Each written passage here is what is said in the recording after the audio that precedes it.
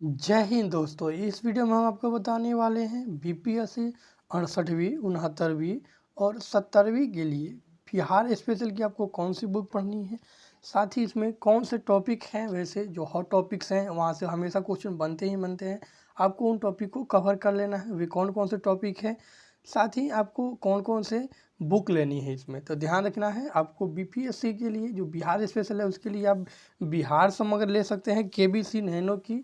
ये KBC nano की बिहार समग्र है, आप देख सकते हैं।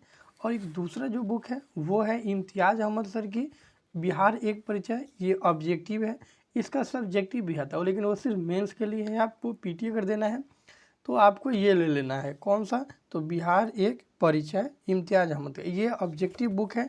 इसमें जो भी है ये क्वेश्चन टाइप में पूछा गया, जैसे कि वह स्रोत जिसमें पाटलिपुत्र के प्रशासन का वर्णन उपलब्ध है, तो वो कौन सा है? तो ध्यान देना है आपको, इंडिका है। अर्थशास्त्र में इसकी चर्चा नहीं की गई प्रशासन की। तो वैसे ही यहाँ देखिए मौर्य साम्राज्य का संस्थापक कौन था, तो ये ऑब्जेक्टिव टाइप का क्वेश्चन है, पूरे एमसीक्यू टाइप का क्वेश्चन है। तो ये इसको मैं आपको सजेस्ट इसलिए नहीं करूँगा कि बीपीएससी इस साल से अब निगेटिव भी लगा दिया है, निगेटिव मार्किंग भी कर दिया है, तो उसमें ये आपको हेल्प नहीं करेगा, क्योंकि आप सब रटे रहिएगा और वहाँ थोड़ा कंसेप्चुअल अगर क्वेश्चन दे देगा तो ये नहीं बनेगा।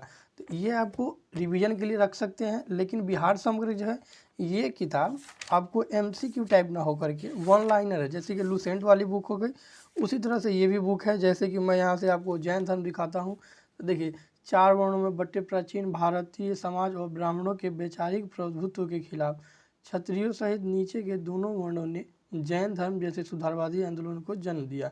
तो ये जैन धर्म जो था वो हिंदू धर्म में ही एक सुधारवादी आंदोलन था, और वहीं से हिंदू धर्म के ही सुधार करके, जैसे यहाँ एक और देख लीजिए आप, बौद्ध संहिता जैन संहिता इस टाइप से दिया हुआ है। ये थोड़ा सा अच्छा बुक है उसके कंपेयर में, क्योंकि जब कुछ भी हमको जोड़ कर पढ़ना होता है तो हमको जल्दी से याद हो जाता है उसका आधार्य कौन, तो इस तरह से है। तो मैं रिकमेंड करूँगा, अगर आप सक्षम हैं तो एक बुक खरीद लें, ये बिहार समग्र वाला। इसका ऑब्जेक्टिव आपको पीडीएफ के रूप में मिल जाएगा हमारे टेलीग्राम पे, इसका भी मिल जाएगा, दोनों का पीडीएफ मिल जाएगा हमारे टेलीग्राम पे। तो आप वहाँ से ज्वाइन करके दोनों का क्या कर सकते हैं, पीडीएफ ले सकते हैं। साथ ही अन्य भी कोई बुक, जैसे कि घटना चक्र की कोई भी बुक आप ले लें, history, polity, geography, economics, science, सबका पीडीएफ हमारे टेलीग्राम चैनल पर अवेलेबल है, आप वहाँ से डाउनलोड कर सकते हैं। ठीक है, स्पेक्ट्रम भी मिल जाएगा आपको, तो सबका वहाँ से डाउनलोड करके तो कोई एक बुक पढ़िए, उसको बार बार रिपीट करिए। जैसे मैंने बिहार समग्र पढ़ा है और उसका 10-15 बार रिपीट कर गया है, इतना बार कि हमको ये लगभग सब कुछ इसका टॉपिक याद हो गया है। तो मैं भी बिहार समग्र से ही आपको पढ़ाने वाला हूँ, साथ ही उसको पढ़ाने के बाद हम इसका ऑब्जेक्टिव देखेंगे, तो आप इसका यहाँ से भी याद कर रख सकेंगे और पढ़ सकेंगे पूरे डिटेल में। तो मैं अब आपको बता देता हूँ कि कौन कौन से टॉपिक पढ़ने हैं आपको। बिहार समग्र की ये कोई बुक ले, बिहार समग्र ले लीजिए, इसको पढ़िए। इसका ऑब्जेक्टिव आप बाद में बना सकते हैं, मतलब इसको पढ़ने के बाद एमसीक्यू बना सकते हैं, लेकिन ये ज़्यादा लेंदी हो जाएगा, एमसीक्यू नहीं भी बनाइएगा। अगर इसको आप क्या करते हैं, 10-12 बार पढ़ जाते हैं टॉपिक वाइज, जो टॉपिक मैं आपको बता रहा हूँ, तो आपको याद हो जाएगा। चलिए अब कौन कौन से टॉपिक आपको पढ़ने हैं मैं वह बता देता हूँ। पहले तो विषय अनुक्रम देख लेते हैं कि इसमें क्या क्या दिया हुआ है। बिहार एक संक्षिप्त अवलोकन, दोनों में सेम टॉपिक ऐसे दिया हुआ है। बिहार एक संक्षिप्त अवलोकन आपको यहाँ दिया हुआ है, मतलब बिहार के बारे में संक्षेप में पढ़ लेना है, जो आपको भी पता ही होगा। उसके बाद बिहार के इतिहास में आप देखिएगा तो एंशिएंट इंडिया में आपको पहले तो महाजनपद काल में 16 जो महाजनपद है उनके बारे में पढ़ लेना है, वहाँ से कभी कभी राजधानी पूछ जाता है बीपीएससी। उसके बाद प्राचीन बिहार में धर्म सुधार, अर्थात बौद्ध धर्म और जैन धर्म आपको पढ़ लेना है। मगध साम्राज्य में आपको हर्यक वंश, शिशुनाग वंश, नंद वंश और मौर्य वंश पढ़ना है। शुंग वंश और कर्ण वंश वगैरह छोड़ देने हैं। उसके बाद आपको पालकालीन बिहार और गुप्तकालीन बिहार आप चाहें तो पढ़ सकते हैं, अर्थात गुप्त काल में और पाल काल में बिहार की क्या चीज़ पढ़ सकते हैं। मध्यकाल में सिर्फ आपको एक पढ़ना है, बिहार में अफगान शासन। अफगान शासन में कौन था? तो शेर शाह सूरी था, उसके बारे में पढ़ लेना है। आधुनिक बिहार आपको पूरा पढ़ना पड़ेगा, क्योंकि आधुनिक बिहार में आप कुछ भी छोड़ नहीं सकते हैं, यहाँ से पूरा क्वेश्चन बनता है। देखिए टॉपिक वाइज यहाँ है, बिहार में यूरोपीय व्यापारियों का आगमन, बिहार में जनजातीय विद्रोह, स्वतंत्रता आंदोलन, बिहार में किसान आंदोलन, बिहार में क्रांतिकारी राष्ट्रवाद, खिलाफत और बिहार। तो ये इस तरह से हो गया। अब मैं आपको एक भी करके दिखाऊंगा कि किस टॉपिक में क्या है, साथ ही अगर आप चाहें तो उसका स्क्रीनशॉट भी ले सकेंगे। बिहार की कला एवं संस्कृति से पीटी में क्वेश्चन जनरली नहीं पूछे जाते हैं, मेंस में ज़्यादा पूछा जाता है। साहित्य पत्रकारिता से पत्रकारिता का वो पढ़ लेना है, साहित्य छोड़ देना है। बिहार के पत्रकारिता से क्वेश्चन पूछता है कि ये पेपर कहाँ से निकला, किसने निकाला। शिक्षा एवं स्वास्थ्य से बिहार में क्वेश्चन नहीं पूछता है, लेकिन इससे आपको बजट, बिहार का बजट और बिहार का इकोनॉमिक सर्वे आपका मस्ट पढ़ना है। बिहार स्पेशल पढ़ने से बड़े आपको ध्यान रखना है कि हाल का जो बिहार का जो बजट है उसको आपको पढ़ लेना होगा और इकोनॉमिक सर्वे आपको पढ़ लेना होगा। इकोनॉमिक सर्वे ये दोनों मस्ट होना चाहिए। साथ ही जो 2021 का आपका वन सर्वेक्षण रिपोर्ट आया है वो भी पढ़ लेना है, ये सबसे मस्ट है। 2021 का forest survey report of India का पढ़ लेना है। उसके बाद आपको सेंसस भी पढ़ लेना है, जनगणना भी पढ़ लेना है। तो ये जो इम्पोर्टेंट चीज़ें हैं आपको ये पढ़ लेना। बिहार के देखिए जो भी पढ़ बजट और ये इकोनॉमिक सर्वे दोनों आपको इंडिया और बिहार दोनों का, जनगणना भी बिहार और इंडिया दोनों का, फॉरेस्ट सर्वे रिपोर्ट दोनों का पढ़ लेना। ये एडिटोरियल वाला जो क्लास है वहाँ से देख सकते हैं या मैं भी आपको पढ़ाऊँगा वहाँ से आपको पढ़ लेना है। उसके बाद आपको है बिहार कला या संस्कृति तो छोड़ ही दिया हम लोग। बिहार राज्य व्यवस्था शासन, ये बहुत छोटा में दिया होगा, आप चाहे तो पढ़ सकते हैं या छोड़ सकते हैं क्योंकि यहाँ से भी क्वेश्चन जनरली नहीं बनता है, लेकिन कभी कभी इसको रिलेट करके जैसे कि पंचायती राज व्यवस्था में अगर कोई चुनाव हुआ तो वहाँ से क्वेश्चन पूछ देता है, तो इसको आप छोड़ भी सकते हैं, पढ़ भी सकते हैं। बिहार का भूगोल तो मस्ट है आपको, जितना इम्पोर्टेंट बिहार का इतिहास का मॉडर्न हिस्ट्री था उतना ही इम्पोर्टेंट बिहार का भूगोल है। बिहार के भूगोल में आपको भौगोलिक स्थिति में प्राकृतिक संरचना पढ़ना है, जिसमें बिहार की भौगोलिक स्थिति, भूगर्भीय संरचना, प्राकृतिक संरचना, शिवालिक पर्वत श्रेणी, तराई क्षेत्र, बिहार का मैदान, दक्षिण का पठार पढ़ लेना है। ये बहुत शॉर्ट में है, देखिए ये 193 से 5 तक है, तो बहुत मज़ा भी आता है पढ़ने में, इंटरेस्टिंग भी है। उसके बाद मृदा एवं जलवायु आपको पढ़ लेना है। अपवाह तंत्र एवं सिंचाई तंत्र भी आपको पढ़ना पड़ेगा, मतलब इसमें नदियाँ, यहाँ से भी क्वेश्चन पूछता है, मिट्टी से भी पूछता है बिहार की। तो ये जो है इम्पोर्टेंट टॉपिक्स हैं जहाँ से आपको पढ़ना होगा। कृषि पशुपालन यहाँ से नहीं पढ़ना है आपको, इकोनॉमिक सर्वे से पढ़ लेना है। वन एवं वन जीव संपदा यहाँ से नहीं पढ़ना है आपको, जो फॉरेस्ट सर्वे ऑफ इंडिया का रिपोर्ट आया है उसको पढ़ लेना है। खनिज संसाधन दोनों को मिलाकर पढ़ना पड़ेगा, यहाँ से भी पढ़ना है और आपको जो ये जो आया हुआ है आपका इकोनॉमिक सर्वे वहाँ से पढ़ना है। बिहार की जनगणना आप यहीं से पढ़ सकते हैं या यूटेरिया से पढ़ सकते हैं, या मैंने इसको पढ़ाया, मैं भी इसको पढ़ाऊँगा। बिहार की अर्थव्यवस्था आपको यहाँ छोड़ देना है, आपको इकोनॉमिक सर्वे कर लेना है, यहीं से क्वेश्चन आएगा, मतलब इस बुक से छोड़ देना है। ऊर्जा संसाधन आपको छोड़ देना है, करेंट वाला लेकिन पढ़ना पड़ेगा, फिर इकोनॉमिक सर्वे का। पर्यटन स्थल आपको करना पड़ेगा, यहाँ से क्वेश्चन पूछता है। परिवहन संचार से नहीं पूछता है, श्रम रोजगार योजनाएं से नहीं पूछता है, लेकिन वर्तमान में जो योजनाएं चल रही हैं एग्जाम के टाइम में वहाँ से आपको इकोनॉमिक सर्वे से इसको पढ़ना होगा। प्रमुख व्यक्तित्व से कभी कभी क्वेश्चन पूछता है, इसलिए याद रखना है। सिनेमा खेलकूद से नहीं पूछता है। जिलेवार विवरण आपको छोड़ देना है। अब मैं आपको बताने वाला हूँ किस टॉपिक में क्या दिया हुआ है और आपको उसको कैसे याद करके पढ़ना है। ऐसे तो मैंने बहुत फास्ट में बता दिया, तो हो सकता है आप कन्फ्यूज हो गई होइएगा। तो मैंने इससे पहले देखिए बिहार एक संक्षिप्त अवलोकन जो सबको लगभग पता होता है, ये आपको पढ़ लेना है। आप चाहें तो इसका स्क्रीनशॉट भी ले सकते हैं। तो ये हो गया बिहार एक संक्षिप्त अवलोकन, मतलब बिहार के बारे में, जैसे बिहार के प्रदेश का नाम बिहार कैसे पड़ा, इसकी स्थापना किसने की, बिहार की राजधानी पटना की स्थापना किसने की, पाटलिपुत्र नगर बसाया किसने, सबसे पहले पाटलिपुत्र का राजधानी किसने बनाया, तो ये सब है। उसके बाद ये है जमुई में देश का सबसे बड़ा सूर्य भंडार मिला हुआ है इस साल। चलिए उसके बाद आप इसका स्क्रीनशॉट ले ही लीजिए क्योंकि ये मेन है, मस्ट है। ये आपको तो बिहार के बारे में इतना तो आपको पता होना चाहिए, मतलब हर बिहारी को जो भी बिहार में रह रहा है तो उसको तो इतना पता होना चाहिए क्योंकि ये बिहार के बारे में ही दिया गया है। इसमें कुछ अगर अपडेशन भी हो आप उसको, आपको क्या करना है उसको अपडेट कर लेना। उसके बिहार के विधायिका वगैरह जो दिया हुआ है तो इसमें से आपको पढ़ लेना है। ये बुक आप ले सकते हैं या इस बुक को मैं हूबहू पूरा पढ़ाने वाला हूँ इसको, और ये जो आपको इम्तियाज़ अहमद सर की बुक है दोनों को एक साथ मिला करके मैं इसको पढ़ाऊँगा बुक से ही, तो आप वहाँ से इसको पढ़ सकेंगे। मतलब बीपीएससी की फुली तैयारी अब हमारे पास भी होगी। भारत में प्रथम आप पढ़ सकते हैं, उसके बाद भारत रत्न प्राप्त व्यक्ति, विश्व में प्रथम, उसके बाद बिहार में प्रथम क्या क्या है। इसकी बहुत सारी बुक है मार्केट में, आप जो चाहें ले सकते हैं, लेकिन मैं यही रिकमेंड करूँगा, मैंने यही बिहार समग्र ही पढ़ा हुआ है। चलिए अब हम पढ़ लेते हैं टॉपिक वाइज कि इतिहास में हमको क्या पढ़ना है। चलिए अब आता है मेन मुद्दा हमारे पास। तो वैदिक काल में बिहार, आपको इसे पढ़ लीजिएगा, थोड़ा सा एक दो बार रीडिंग दे दीजिएगा, ठीक है। वैदिक काल में बिहार को, यहाँ से कभी कभी ये क्वेश्चन चिपका देता है। उसके बाद आपको चलना है महाजनपद कालीन बिहार में, अर्थात महाजनपद में बिहार। तो देखिए महाजनपद काल ये हो गया। तो महाजनपद काल में 16 महाजनपद आपको रटना पड़ेगा। देखिए इसकी और इसकी राजधानी पूछता है क्वेश्चन कि इसको मैच कीजिए, ठीक है। चलिए अब महाजनपद काल जो हो गया, हमारे 16 महाजनपद हो गए।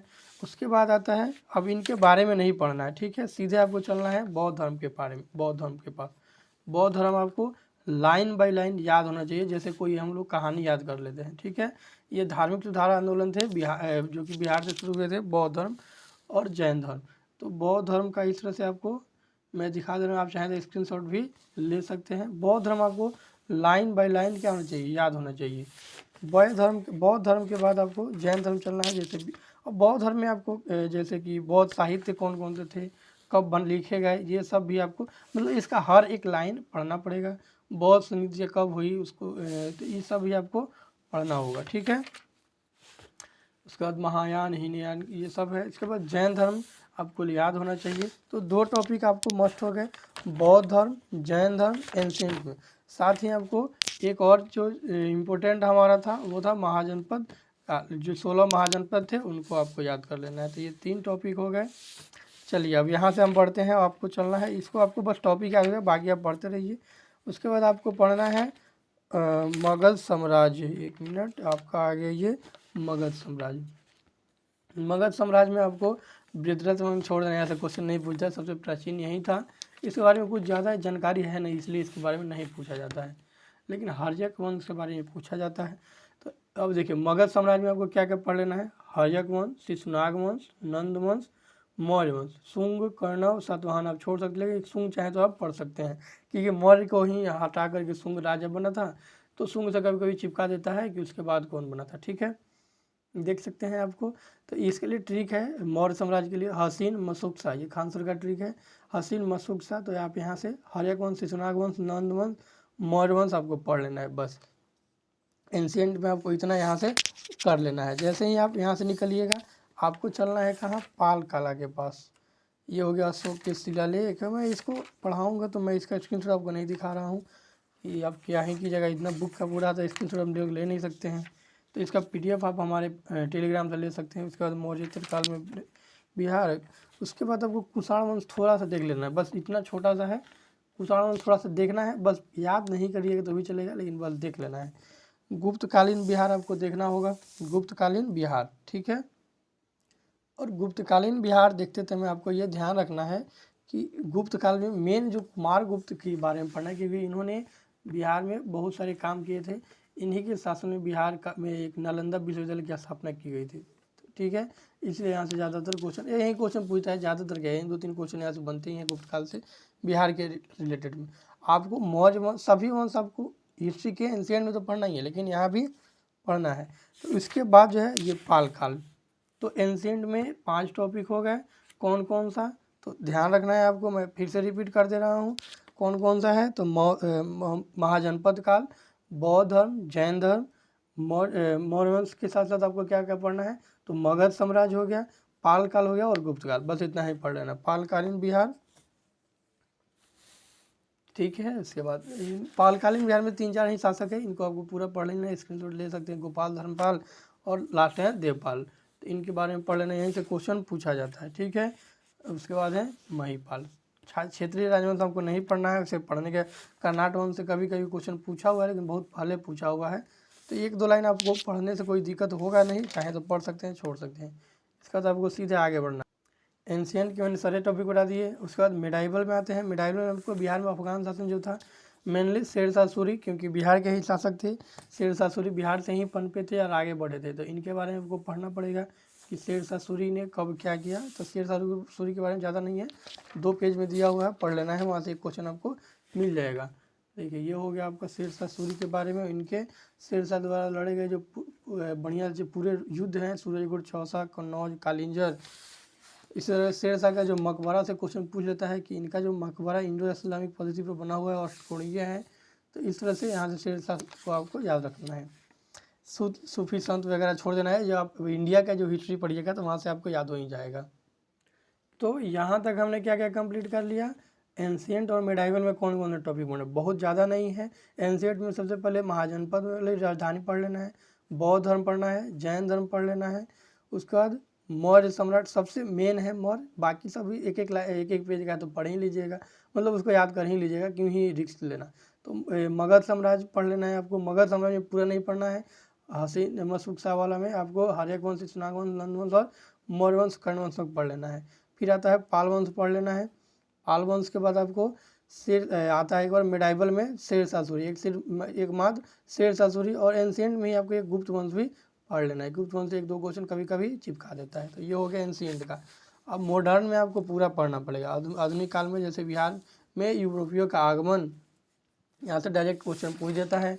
यूरोपीय का आगमन से देखिए कौन कंपनी आई, उसके बाद है। और बिहार में जनजातीय विद्रोह पढ़ लेना है। प्रमुख जनजातीय विद्रोह कौन कौन से थे यहाँ दिया भी गया है। उसके बाद 1857 में बिहार का योगदान, देखिए स्वतंत्रता आंदोलन में बिहार का योगदान। तो 1857 में देखिए सबसे इम्पोर्टेंट टॉपिक है, यहाँ से क्वेश्चन हर साल एक पूछ ही देता है। अब 57 के विद्रोह के बाद आपका जो आता है छोटे छोटे आंदोलन बिहार में, जो है बहावी आंदोलन। स्वतंत्रता आंदोलन के द्वितीय चरण में जो थे बॉयज एसोसिएशन, सरस्वती अकादमी, भंग आंदोलन। उसके बाद बिहार स्टूडेंट कॉन्फ्रेंस। ये सबसे कोई क्वेश्चन को डायरेक्ट पूछा कि स्थापना को भी किसने किया। बिहार प्रांतीय सम्मेलन, भारतीय राष्ट्रीय कांग्रेस का बिहार में जो आंदोलन चला था या उनका अधिवेशन हुआ था उनके बारे में। होम रूल आंदोलन। उसके बाद बिहार में जो किसान आंदोलन हुए हैं, जैसे गांधी जी का चंपारण सत्याग्रह तो बहुत फेवरेट है बीपीएससी का ही नहीं बल्कि सभी में चंपारण आंदोलन से कुछ पूछा जाता है। चंपारण सत्याग्रह के बाद बिहार में कौन कौन से किसान आंदोलन हुए। स्वामी विद्यानंद के नेतृत्व में, मोहम्मद जुबेर के नेतृत्व में, कृष्णानंद स्वामी मोहम्मद जुबेर और स्वामी शाहजानंद सरस्वती के नेतृत्व में जो किसान आंदोलन हुए हैं। यहाँ से क्वेश्चन बनते हैं। बिहार में किसान सम्मेलन, जो बिहार प्रांतीय किसान सम्मेलन थे उनको पढ़ लेना है। बिहार में क्रांतिकारी राष्ट्रवाद पढ़ लेना है आपको, जिसमें मेनली है कि क्रांतिकारियों ने जब 1905 के बाद जो क्रांतिकारी संगठन हुए इनके बारे में आपको यहाँ से पढ़ना होगा। क्रांतिकारी राष्ट्रवाद का द्वितीय चरण 1924 के बाद शुरू होता है, उसको पढ़ लेना है। खिलाफत आंदोलन और बिहार से भी क्वेश्चन पूछा गया है बीपीएससी द्वारा, तो इसको भी आपको पढ़ लेना है। मॉडर्न में आपको कोई भी चूजिंग नहीं है, आपको पूरा टॉपिक पढ़ना ही पड़ेगा। लेकिन उसमें अगर आप इंपॉर्टेंट छाटेगा तो किसान आंदोलन 1857 और यूरोपीय कंपनी का आगमन और सहयोग आंदोलन और भारत छोड़ो आंदोलन, ये इम्पोर्टेंट है। चलिए असहयोग आंदोलन में आपको 3 ये जो नहीं व्यक्तिगत में 3 है। असहयोग आंदोलन तो आपको पूरा पढ़ना ही है। ये असहयोग आंदोलन जो बिहार के संदर्भ में, देखिए असहयोग आंदोलन और बिहार, तो बिहार के संदर्भ में हम इसमें पढ़ेंगे। असहयोग आंदोलन हम जो इंडिया का हिस्ट्री पढ़ेंगे, मॉडर्न हिस्ट्री स्पेक्ट्रम, तो उसमें तो ये रहेगा ही। लेकिन ये क्या है कि आपको असहयोग आंदोलन और बिहार के संबंध में पढ़ना पड़ेगा। बिहार में स्वराज पार्टी के बारे में ज़्यादा कुछ है नहीं, बस श्री कृष्ण सिंह ने इसकी स्थापना की थी, तो यहाँ से ये पढ़ सकते हैं। बिहार में साइमन कमीशन का बहिष्कार पढ़ सकते हैं। चलिए उसके बाद सविनय अवज्ञा आंदोलन और बिहार। फिर अब चलिए सविनय अवज्ञा आंदोलन के बाद आता है बिहार में कांग्रेस समाजवादी पार्टी और Bihar socialist party. Bihar Congress Samajwadi party, Bihar Samajwadi party, ठीक है। तो इनको पढ़ लेना है। यहाँ से बीपीएससी एग्जाम में अभी 67वीं री एग्जाम और उससे पहले जो कैंसिल हुई थी उसमें भी पूछा गया था। बिहार विधानसभा चुनाव और फिर उसके बाद आपको बिहार मंत्रिमंडल के प्रमुख सुधारात्मक कार्य, बिहार मुस्लिम लीग के बारे में भी आपको पढ़ लेना है। बिहार में व्यक्तिगत सत्याग्रह इम्पोर्टेंट टॉपिक है। अभी हाल ही में ये जो भारत में व्यक्तिगत सत्याग्रही है, तीसरा व्यक्तिगत सत्याग्रही वो पूछा गया था, तो यहाँ से भी पूछा सकते हैं कि बिहार में प्रथम व्यक्तिगत सत्याग्रही, तो बिहार में पहले व्यक्तिगत सत्याग्रही श्री कृष्ण सिंह और द्वितीय अनुग्रह नारायण सिन्हा थे। तो यहाँ से ये आपको इम्पोर्टेंट है, ध्यान रखना है। उसके बाद भारत छोड़ो आंदोलन में बिहार का योगदान, कैसे 11 अगस्त को 7 छात्रों की मृत्यु हो जाती है बिहार सचिवालय में, तो वो पटना सचिवालय गोलीकांड जो था वो वहाँ से नाम से प्रसिद्ध है, वो भी आपको याद रखना है। उसके बाद अगस्त क्रांति का बिहार के क्षेत्रों में प्रभाव क्या पड़ा। उसके बाद बिहार में जो भूमिगत संगठन है और आज़ाद दस्ता का गठन किया था जयप्रकाश नारायण ने, उसको पढ़ना पड़ेगा। तो आज़ाद दस्ता हो गया जयप्रकाश नारायण के द्वारा जो स्थापित किया गया था। चलिए ये हो गया, आप इसका स्क्रीनशॉट ले लीजिए क्योंकि ये इंपॉर्टेंट टॉपिक है, यहाँ से क्वेश्चन बना है। महिलाओं का योगदान भी आपको पढ़ ही लेना चाहिए, पढ़ लीजिएगा तो ज़्यादा बेटर रहेगा। कभी कभी मेंस में भी और पीटी में भी काम आ जाता है, साथ ही साथ इंटरव्यू में भी यहाँ से महिलाओं के योगदान से क्वेश्चन पूछे जाते हैं। बिहार भ्रमण करने वाले व्यक्तियों का विवरण ये आपको पढ़ लेना है। यहाँ से कोई पूछता है कौन कब आया था, कब गया था, यूपीएससी ने यहाँ से क्वेश्चन पूछा है। तो एक छोटा टॉपिक है, बस आपको पढ़ लेना है। जो इंसिडेंट में आया था, अब्दुल लतीफ़ ईरानी विद्वान था। उसके बाद मोहम्मद सदीक ईरान का था। ये सब आपको बस थोड़ा सा पढ़ लेना है, कौन कहाँ का था और कब आया था, किसके शासनकाल में आया था, कितने दिन रहा था। उसके बाद बिहार के नामकरण और राज्य का सफ़रनामा ये छोड़ दीजिए। MCQ दिया हुआ है, आप चाहें तो लगा सकते हैं, चाहे तो छोड़ सकते हैं, लेकिन लगा लीजिएगा तो ज़्यादा बेटर रहेगा। कला एवं संस्कृति आपको छोड़ देना है, यहाँ से क्वेश्चन नहीं पूछेगा। मॉडर्न के बाद आपको सीधे चले जाना है अब ज्योग्राफी इंडियन ज्योग्राफी बिहार के ज्योग्राफी के बारे में। बिहार में कला के बाद साहित्य पत्रकारिता में पत्रकारिता वाला पोर्शन पढ़ लेना है, ठीक है, क्योंकि यहाँ से क्वेश्चन पूछता है कि कौन सा पत्रकार ने कौन सा पेपर निकाला और कहाँ से निकाला, तो ये कभी कभी पूछता है। साहित्यकार आपको छोड़ देना है, ठीक है। इसके बाद आपको चलना है चौथा जो टॉपिक है, देखिए जैसे पत्रकारिता में मैंने लिखा है पहला हिंदी दैनिक समाचार पत्र सर्वहितैषी, इसका स्क्रीनशॉट ले सकते हैं। प्रथम अंग्रेजी दैनिक समाचार पत्र सर्च लाइट, सैयद हैदर अली निकाला था 1918 में प्रथम अंग्रेजी साप्ताहिक पत्रिका। इसमें आपको ध्यान रखना है कि क्या पूछ रहा है, पहला हिंदी दैनिक पूछ रहा है कि पहला हिंदी साप्ताहिक पत्रिका पूछ रहा है, ठीक है। इस तरह से आपको ये कन्फ्यूजिंग है, इसलिए मैंने एक जगह लिख रखा है। एक जगह लिखने से कुछ भी याद हो जाता है यार, तो आपको बस एक जगह लिख करके नोटिस कर लेना है। चलिए तीसरे के बाद चौथा जो हमारा टॉपिक है शिक्षा एवं स्वास्थ्य छोड़ देना है, कभी क्वेश्चन नहीं पूछता है। मॉडर्न करंट में जो आप इकोनॉमिक सर्वे पढ़िएगा बस उसको पढ़ लेना। उसके बाद है बिहार में राज्य व्यवस्था, इसको भी आप पढ़ ही लीजिए, छोटा है लेकिन कभी अभी तक तो क्वेश्चन यहाँ से जनरली नहीं बनाया कि स्पेशली यहीं से आया हुआ, आपको ऐसे पढ़ने से भी हो जाएगा कि बिहार का स्थापना कब हुआ, कब बना, कब यहाँ झारखंड अलग हुआ, तो ये सब चाहे तो पढ़ सकते हैं। थोड़ा सा इंटरेस्टिंग भी लगता है कि बिहार हमारा इतिहास पढ़ रहे हैं कि हम कब बिहार का हमारा स्टेट बना, तो ये आप चाहें तो पढ़ सकते हैं। कार्यपालिका वगैरह के बारे में दिया हुआ है, राज्यपाल हैं और राज्य व्यवस्था के प्रशासन अगर आप छोड़ देते हैं तो उसके बाद आता है भूगोल। यहाँ से आपको पूरा टॉपिक पढ़ना है, जैसे बिहार की भौगोलिक स्थिति क्या क्या है, तो ये आपको मस्ट है पढ़ लेना। उसके बाद है बिहार की सीमावर्ती जिले, भूगर्भिक संरचना, आर्कियन युग की चट्टानें, बिंद समूह की चट्टानें, टर्सरी चट्टान, क्वाटनरी चट्टान, उसके बाद प्राकृतिक संरचना, शिवालिक पर्वत श्रेणी और तराई क्षेत्र, बिहार का मैदान क्षेत्र। उसके बाद है बिहार का मैदान क्षेत्र में उत्तर गंगा का मैदान, दक्षिण गंगा का मैदान। उसके बाद मिट्टी बिहार की तराई, उपतराई, भांगर, खादर, चौर, मन, दक्षिण गंगा का मैदान में आ जाइएगा, तो ये सब पूरा आपको पढ़ना पड़ेगा। इसका दक्षिण का पठार पढ़ लेना था, पर बिहार के पर्वत पठार मैदान पूरे भाग पढ़ लेना है। उसके बाद इसका MCQ लगा लेना है, MCQ मस्ट है। जलवायु और मृदा में बिहार की जलवायु पढ़ लेना है। इसमें आपको जो कोपेन के द्वारा जलवायु वर्गीकरण किया गया है बिहार का, उसको पढ़ लेना है। थार्नवेट के द्वारा जो जलवायु वर्गीकरण किया गया वो भी पढ़ लेना है। ट्रिवार्सा के द्वारा जो किया गया वो भी पढ़ लेना है। साथ ही आपको जलवायु क्षेत्र भी आपको मैप से इसको याद कर लेना है, जैसे कि बिहार का कृषि जलवायु क्षेत्र कौन सा है, जैसे जोन 1 सबसे बड़ा 4-5 भागों में जो बांटा गया है 4 भाग में, तो उसको उसमें कौन सा फसल होता है, कौन जिले संबंधित है और मृदा कौन सा है। जैसे 67वीं जो कैंसिल हुआ एग्जाम उसमें पूछा था कि बिहार के कौन सा जलवायु क्षेत्र सबसे बड़ा है, तो देखिए ये पहला जो जलवायु क्षेत्र है ये सबसे बड़ा है, जिसमें पश्चिम चंपारण वगैरह है, उत्तर पश्चिम जलोढ़ मैदान, ये वाला जो है उत्तर, ठीक है, तो ये वाला सबसे बड़ा था। तो डायरेक्ट यहाँ से क्वेश्चन पूछ देता है, तो मैप से याद रखना ये पहला, दूसरा, तीसरा, चौथा, इसे करके 3 का बी है। बिहार की 3 ऋतु है, यहाँ से जनरली क्वेश्चन अभी तक नहीं पूछा है, तो शायद आगे भी नहीं पूछेगा क्योंकि यहाँ से क्वेश्चन कुछ बनता नहीं है, ऋतु छोड़ सकते हैं।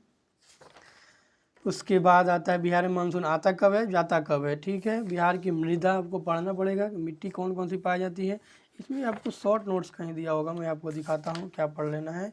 ये वाला जो टेबुलेशन करके दिया, कौन सी मृदा, जैसे तराई मृदा जो है यह भौतिक, इसके रासायनिक लक्षण क्या है, किस क्षेत्र में पाए जाते हैं और इसमें कौन कौन सा फसल उपजाया जाता है बिहार में, तो ये मेन है, इसी को पढ़ लेना है आपको। ये मिट्टी के संबंधित हो गया।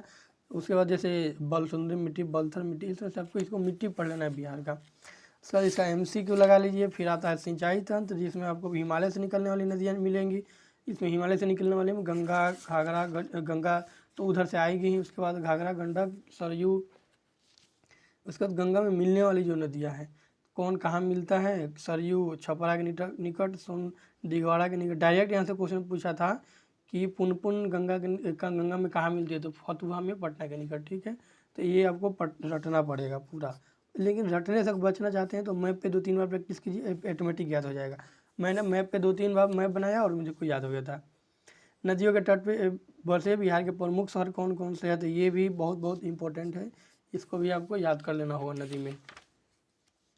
पठारी जो नदियां हैं, सोन नदी वगैरह, पुनपुन, अजय, कर्मनाशा, फाल्गु, ये सब इसको आप मैप से याद करिए तो ज़्यादा बेटर है। देखिए गंगा बीचों बीच जाती है, इधर से आती है कौन सा, तो घाघरा, जो उत्तर प्रदेश से छपरा के निकट प्रवेश करती है, तो घाघरा, गंडक, बूढ़ी गंडक, बागमती, उसके बाद है कमला, कोसी, महानंदा। ठीक है, ये हो गया उत्तर से आने वाली नदियाँ।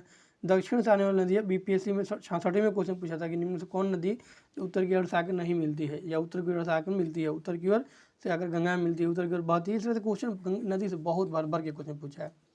दक्षिण से देखिएगा तो सोन, पुनपुन, फल्गु, उस मिल जाएगा आपको गंगा, तो ये हो ही गया। बुढ़, इस तरह से इधर एक अजय नदी है जिसमें नहीं दिया हुआ है, यहाँ से ये पढ़ सकते हैं आप। ठीक है, ये हो गया। नदी के बाद आपको नहर कौन कौन से हैं ये पढ़ना पड़ेगा। ये जो आपको है सबसे अच्छा एक टेबल पढ़ना रहेगा, कौन नदी है, इसका उद्गम स्थल क्या है। जैसे यहाँ गंडक को मैं बताता हूँ, इसका उद्गम स्थल कहाँ है, यह बिहार के कहाँ जाकर के गंगा में मिल जाती है, इसकी बिहार में लंबाई कितनी है।